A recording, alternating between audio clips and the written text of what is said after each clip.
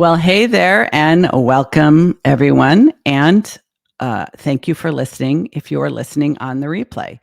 So, this week on the Driven Woman podcast, I had my guest and my new biz bestie, Nikita Thigpen. We got to talk a lot about things that I don't often hear about. For example, married female entrepreneurs who want to balance having a great marriage and a thriving business. You are either focusing exclusively on growing your business, or maybe you're in relationship coaching or marriage counseling because your business is taking up too much of your time. But Nikita, who, like myself, is also a licensed clinical social worker, a coach, a podcaster. Additionally, she's a published author, speaker, and so much more. She and I agree that you actually don't have to choose between having a successful business and a successful marriage. I mean, we don't tell men they can only have one. So why do we ambition shame women? I think it's a really interesting thing about our culture that we do that. And I have said on other podcasts, and I will say it here today on this live stream, that I actually think the thing that most women are most afraid of is being thought of as selfish. There is so much negative propaganda about ambitious women out there. We see it in the political realm, we see it in marketing, we see it in public relations, we see it in the media, entertainment, just about everywhere, where ambitious women, especially entrepreneurs, are characterized as being ball busters, emasculating to men, ruthless, and unfeminine. What is unfeminine about being successful? What is unfeminine about wanting to be successful? And I think it is especially difficult for women of color. I am reminded of the recent confirmation hearings for our new Supreme Court Judge, Ketanji Brown Jackson, and all the negative things that were said about her, some of which I would absolutely characterize as ambition shaming.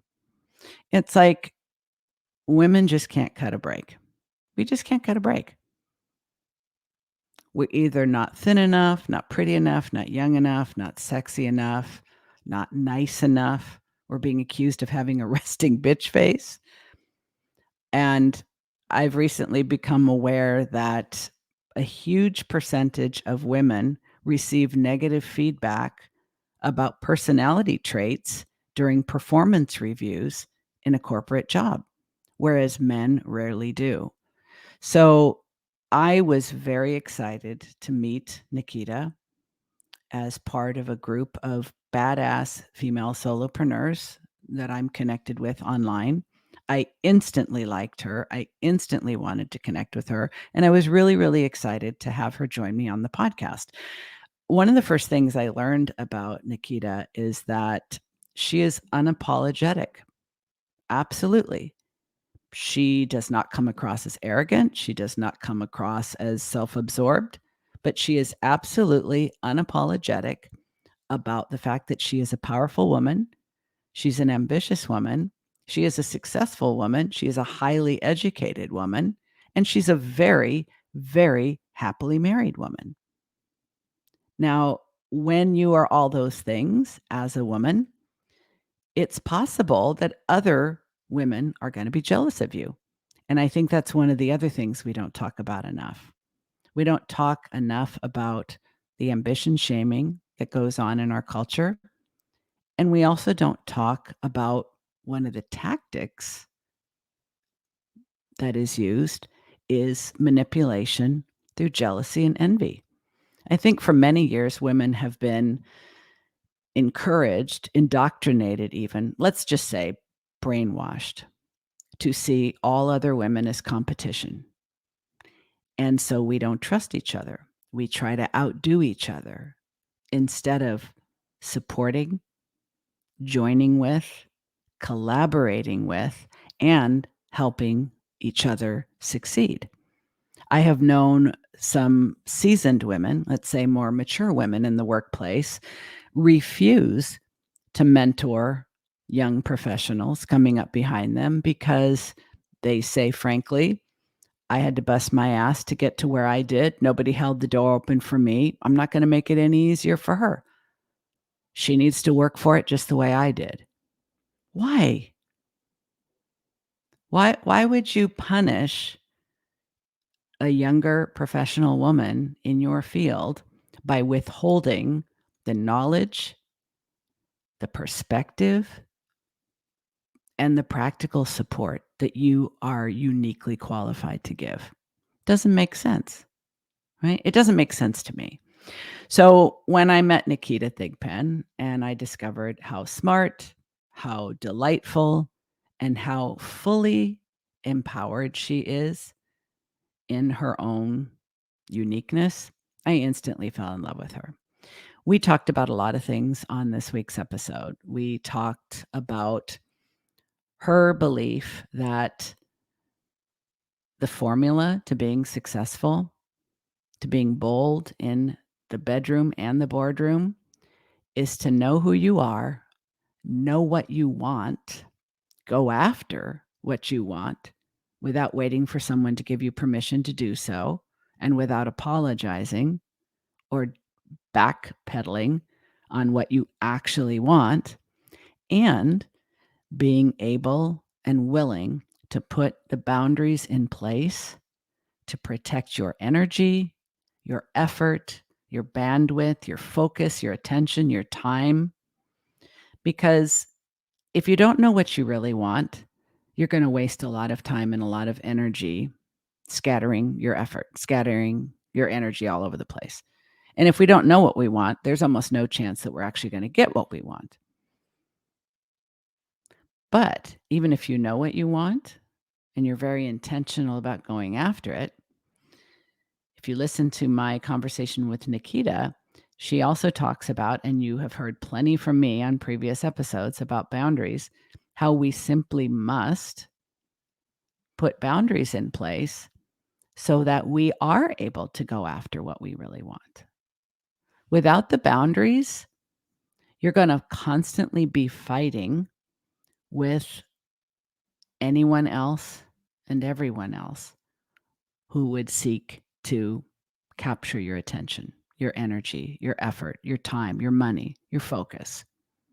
So keeping your eye on what's most important to you, what you really, really unapologetically want, and having the boundaries in place to protect your focus, that's absolutely necessary. I don't think I've ever met a highly successful woman, especially a highly successful married female entrepreneur, who has a great business and a solid marriage, who doesn't know exactly what she wants and doesn't have rock solid boundaries in place to protect her time, energy, money, focus, and effort. I want to really encourage you to check out Nikita Thigpen's book called Selfish.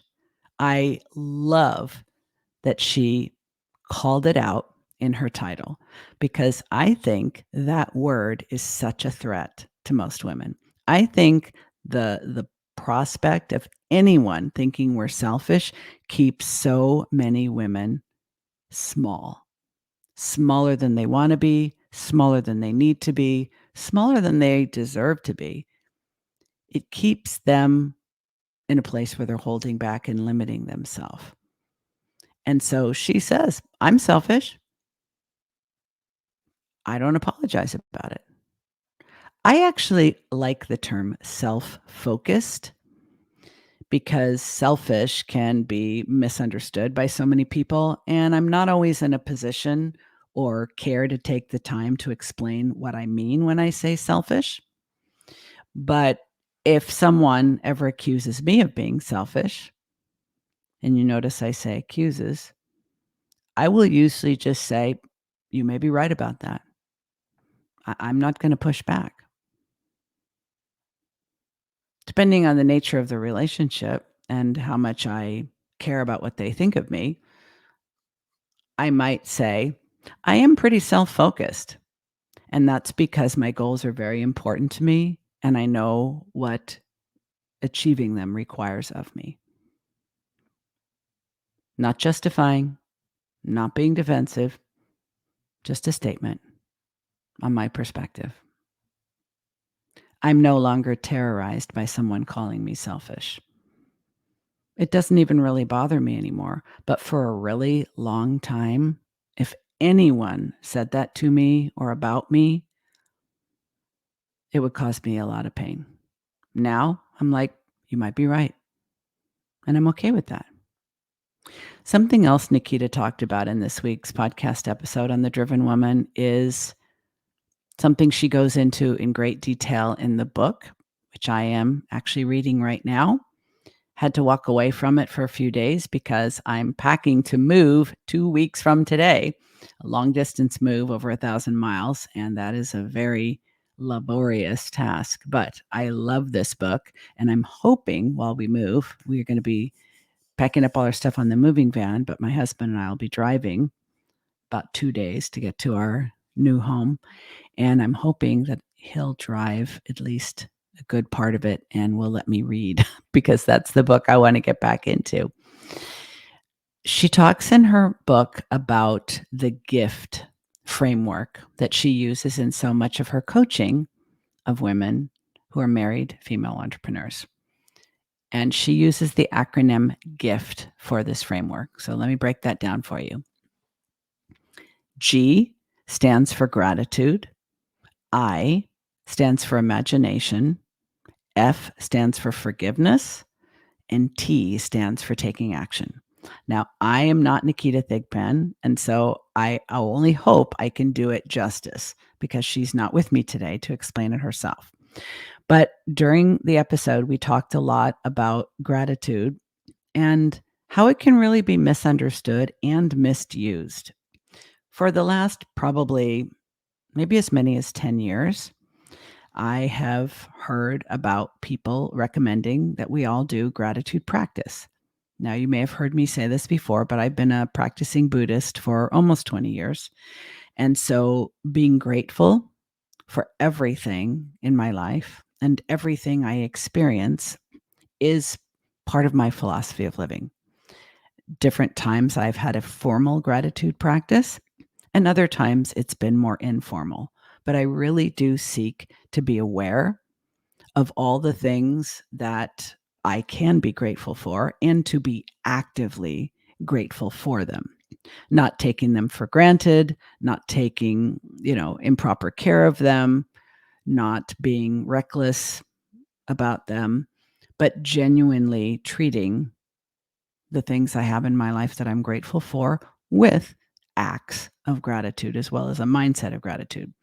What Nikita says is that sometimes we use gratitude almost like a cover for holding ourselves back.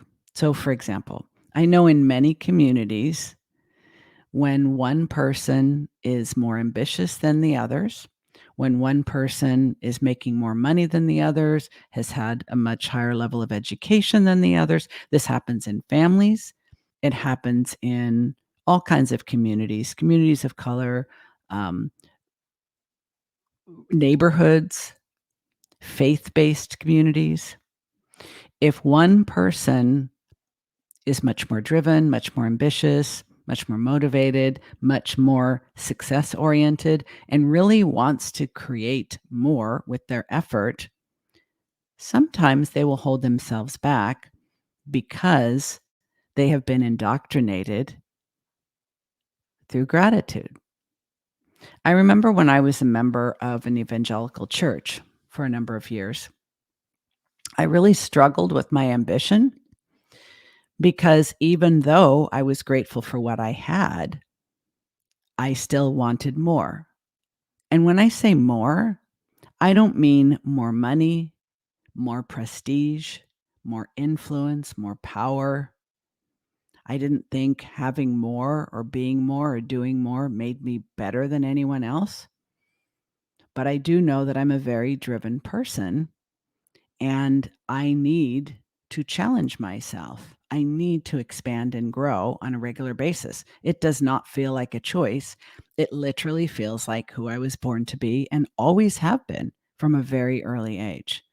So I think how Nikita explained this with gratitude, sometimes we think we cannot be grateful for what we have, for what we've achieved, for what we've accomplished, and still want more, that there is an inherent contradiction. So sometimes focusing too much on gratitude, some of us misinterpret that to mean I just, air quotes, I just need to be grateful and not want more.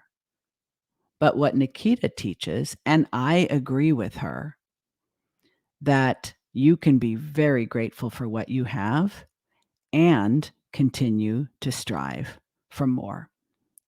I agree. I don't think there needs to be an inherent contradiction.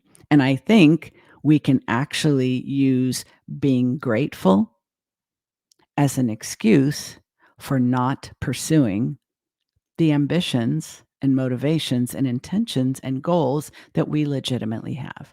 And when this happens, it is usually because of ambition shaming. It is usually because others in our community are actively or passively, overtly or covertly throwing shade on us for wanting more. So I really, really appreciate that this is how Nikita teaches it in her framework in the book Selfish. Okay, so back to the framework. G for gratitude, I for imagination. Um, I see Nikita as a very intelligent, very dynamic, and very creative person. And I see myself that way. And we both really enjoy using our imagination to create things. I use my imagination to create content like this podcast.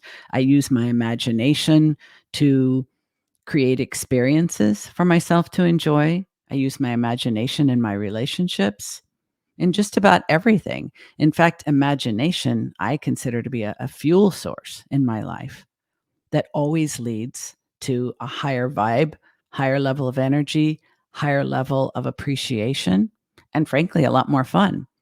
So, imagination is also part of the selfish framework. Now, I really love the next two. F is for forgiveness. And just like with gratitude, the way Nikita teaches this, sometimes we really get ourselves in a bind over forgiveness. I don't want to put words in her mouth, but I believe that she and I both agree, and you will hear this if you listen to the podcast interview, or you can read the transcript on my website if you're not a podcast listener. But when you forgive someone, you don't let them off the hook for whatever it is they've done. You let yourself off the hook because holding on to non-forgiveness, holding on to resentment, holding on to bitterness, holding on to an identity as victim keeps you stuck. It keeps you stuck. Chances are the person that you refuse to forgive has gone on with their life and they're not thinking about it at all. You're the one who has cast yourself into a long-term role that really has no benefit other than whatever benefit you may feel you're getting from feeling victimized. Now, I am not saying that you may not have been legitimately victimized. I've been. You've probably been too. I know Nikita has. One of the things we shared in getting to know each other before recording the interview is that we both have a history of childhood abuse. So we know what it means to take active role of forgiveness. We know that forgiveness needs to be active. It's not passive. It's actually a choice. What we also talked about quite a bit is forgiving ourselves. Forgiving ourselves for mistakes, for oversights, for bad behavior, bad decisions. Forgiving ourselves for whatever we have done, actively or passively, knowingly or not knowingly, past, present. We can even forgive ourselves for things we haven't done yet, because I guarantee you, as long as you're human, you're going to do things that at a later time you wish you hadn't. And you always have the opportunity to forgive yourself. As a person who has decided to embrace being self-focused and putting my goals first and putting boundaries in place so that I can pursue my goals without guilt or apology, does require that I actively forgive myself for not being able to be everything to everybody as a result of that. It's okay. In my own coaching business, I refer to this as obligation management. Making active, conscious choices about how we spend our time and who we spend it with. Someone's going to be disappointed. Someone might be hurt. Someone might be offended. We may unintentionally disappoint someone, hurt them, let them down, offend them. And we have the opportunity to forgive ourselves for that too. And I know that Nikita and I both believe that it is an inside job, because we don't need to wait for someone else to forgive us. That may never come. Forgiving yourself is always an option, and there are many benefits to choosing it. If you want to know more about this, I highly recommend that you get Nikita's book. If you have Kindle, you can actually get a chapter for free and see what you think. If you like it and you want more, it's a one-button click to buy. So the last part of the gift format is taking action. And of course, I'm a big fan of action taking, because in reality, we really don't learn anything about anything until we act on it. Many people miss opportunities, waste time, and completely deplete their energy by thinking, and trying so hard to not do anything that they haven't figured out completely. I have been this person many times in my life, including in my current business. What I now believe is that taking action is the only way we figure anything out. Now, you shouldn't just impulsively jump into things and not know what you're doing. But if you know what you want, you've identified the boundaries you need to put in place, you have gratitude for what you have, you use your imagination to decide what you want to create next, you forgive yourself for being selfish and maybe wanting more than other people have, and you take action. You take action, you take action, you take action. I am not a fan of the hustle mentality and what's now being called toxic productivity, but I do not believe that we can just manifest our goals without taking action, taking continuous action. You know, I'm sure that there's somebody out there that's an overnight sensation. Somebody has gone from rags to riches. Somebody has literally created a highly profitable business overnight. They probably exist. I don't happen to know them, but that is not the norm. As I like to say, results may vary. Most people need to take consistent, intentional action repeatedly over time to get their desired results. And when you do that, I think it makes you more proud than you could ever be if it came quick and easy. So many people are buying into get rich quick schemes of all kinds. The only people, I believe, the only people that are getting rich quick are the people selling those programs. So if we are willing to be a little bit selfish as female business owners who want to have both a thriving business and a healthy marriage, we have to know who we are and what we really want without guilt or apology, practice gratitude, use our imagination to guide us and help us be creative, forgive ourselves for any mistakes we've made and will make, and even forgive ourselves for the fact that we're just maybe different than other women. I think female entrepreneurs are different than other women, and that's okay. And take action, take action, take action. And if taking that action does not bring you joy and things that you feel grateful for, then change your path, change your course, do something else.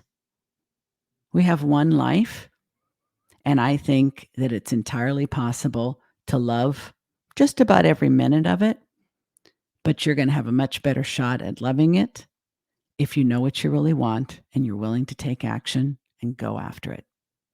So that is our live stream for this week. If you haven't already, I hope that you will check out my interview with Nikita Thigpen on the Driven Woman podcast. She is a delight to know and does a far better job of explaining these concepts than I have in this live stream. So go check it out and head on over to her website as well, because there's a whole lot more there. All right, I'll see you next week.